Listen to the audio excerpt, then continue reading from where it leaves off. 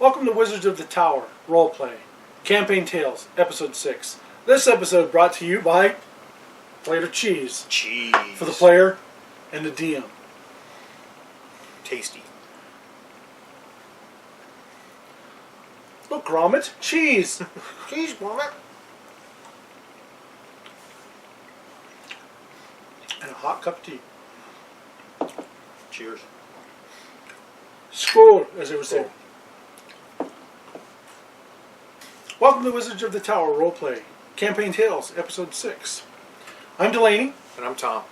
And in these episodes, we're talking about our campaign in the Wildlands. The generic name for the campaign is The Never-Ending Winter. Yeah. Last episode, we ended it where the party was just reaching a giant henge. And we actually built this henge for our group for this reason. Now, this one wasn't actually done when they went to the henge, but this gives you an idea.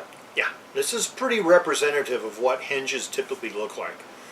Many of them have altars in the middles instead of the giant menhir, but in this case, you know, it's a circle of stones. Some of the stones are in good shape, some of them aren't.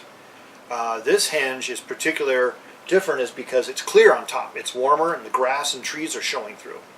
Right, which is an unusual aspect that the party did not know of. When Very they reached the henge, it's snowing and it's cold, and there's snow up to an area, and the rest of it is grass, and they're like, what the heck? They go there, and it is warm. It's warmer. So this henge actually has 5 stones. Yeah. 1 on the north side, 1 east, 1 west, 2 in the south, and a large stone table in the middle. Yeah. Once again, no snow. It's kind of representative of here. And when we built this henge, this is how Tom wanted to represent this one. Snow and then not snow, because henges in my world are very magical areas. Yeah, very magical, and it's apparent when you see them that they stand out from the forest around them. That there's something special about these hills. The hills themselves are unusual because the land, you know, is undulating, low-rolling hills. You know, outside of the heavy mountains in areas like that, it's low-rolling forested hills, and all of a sudden you come across these sharp kind of hills rising out of the forest. Yeah, that look artificial. Right. Now, this henge also had, all the stones had carvings on them. Yeah. So when the party goes up to investigate this henge and looking about, nobody can speak giant. Giant in my world actually takes 2 language slots to be able to speak, and you have to have been taught it by somebody. So you would have had to have had 2 slots, and it's really not available to beginning characters. Yeah. So it's something that people can learn later on if they spend the time studying giant. They might learn to speak it, but learning to write it or read it, those are whole different things. You have to use a slot for each one of those. Yeah. But Karnak, you know, with his intelligence and with his age, suspects that a lot of these carvings are in the giant language. Even though he can't really read it, he suspects, because of the shape of the carvings and the runes, right, that it is in the giant language. And, you know, being there, he and Rolf experienced some powerful magic phenomena as we all journey up into the on top of the hill in amongst the henges. And it's warm. It's like it's basically like May. Yeah, and the 2 of them see some visions. Yeah. So Karnak and Rolf see, when they touch the stones, they actually see spectral giants. And as they watch these giants moving around and doing a ritual of some sort, one of them is a blue-skinned giant. Bigger than the others. Bigger than the others. And looks older than the others, too. Right.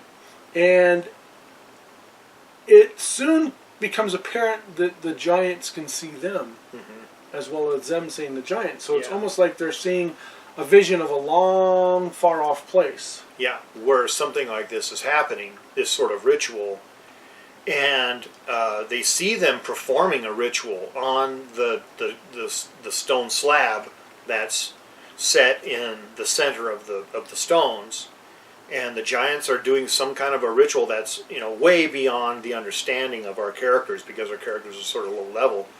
but that the giants are aware that they're being observed, and they're not particularly happy about it. I mean, they seem malevolent, and it seems like a very scary instance, a very scary thing happening.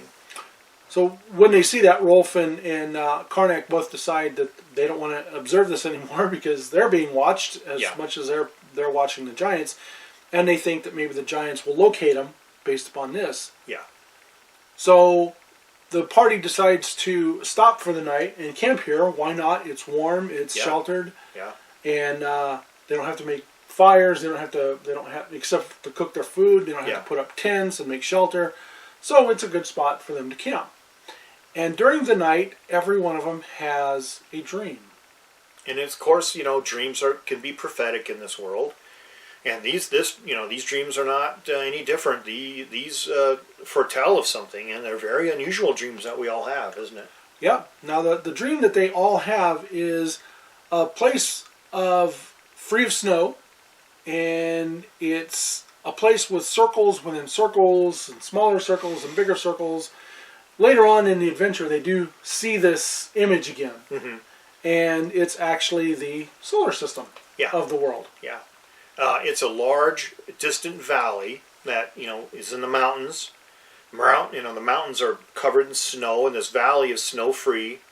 And we see, as if from a distance looking down into the valley, we see the valley floor.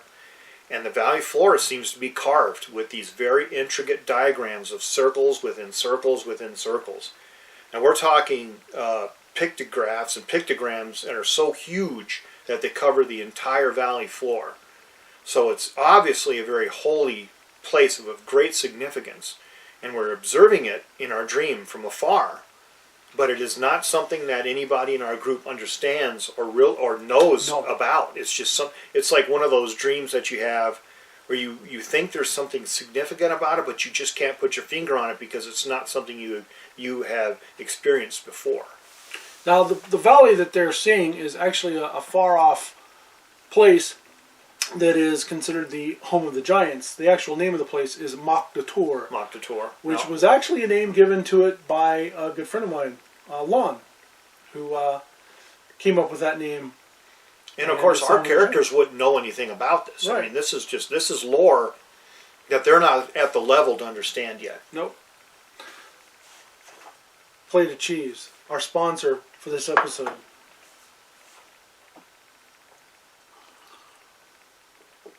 Now, WotTRP means something, right? It's like Giant's Home or Giant's Area. Yeah, it's Tor is actually an ancient name for, I believe, forest, because there's Tarashon, which is the home of the elves in my world. Oh, okay. Which and the Tor elves, Taur, which means the forest. Okay. Forest elves. Because like in the ancient British language, Tor is like a mountain or like a rock that stands tall and alone. And by that's itself. another definition of it. Yeah. So it's home of the giants. Yeah. Now, the party leaves the henge and travels east. Now, they know that there's a henge to the east, and they know that there's one to the south. Mm-hmm. And the one to the south is actually probably closer, but they decide that they wanted to go east. Yeah. Now, at this time as a DM, I was prepared for them to travel south. Mm-hmm. And I had to make a quick change for them to travel east. So, the best laid plans of a DM can always be changed by the players. Exactly. They so, change I had to come up with what I wanted to do at this point. So, yeah. I wasn't really prepared for them to go east. I was prepared for them to go south. But that's okay. Yeah, it worked out. So, the party travels east, and they come across a fire during the night. Just as they're getting ready to stop for the night, they see a fire up in the distance. Yeah. And they come across some hunters from a little village that they haven't been to yet called Fruby Lansby. Yeah. Which is a little hunting village in the Hollystaff Lands. We're still in the Hollystaff Lands, folks. We're still traveling east through the Hollystaff Lands. Right. They're going through a valley in the mountains. Yeah. And these hunters, they had been told that there were 8 groups of hunters that had been sent out. Mm-hmm. And well, during this time, the thing is villages, because the people are slowly starving to death, they're sending out groups of hunters as far as they can, ranging over the land, to try to bring in some food. usually meat, elk, deer, wild boar, something to feed the people. Right. Because they still don't know exactly how long winter's going to last. They don't want to butcher their cattle, their chickens, their hogs, their sheep, their they're goats, still their trying horses. to make it. And of course, we've been, as a group, we've been foraging as we've traveled, hunting every day, and having a little, having some success hunting. And so we come across this group of hunters. Just barely. Yeah, we recognize us.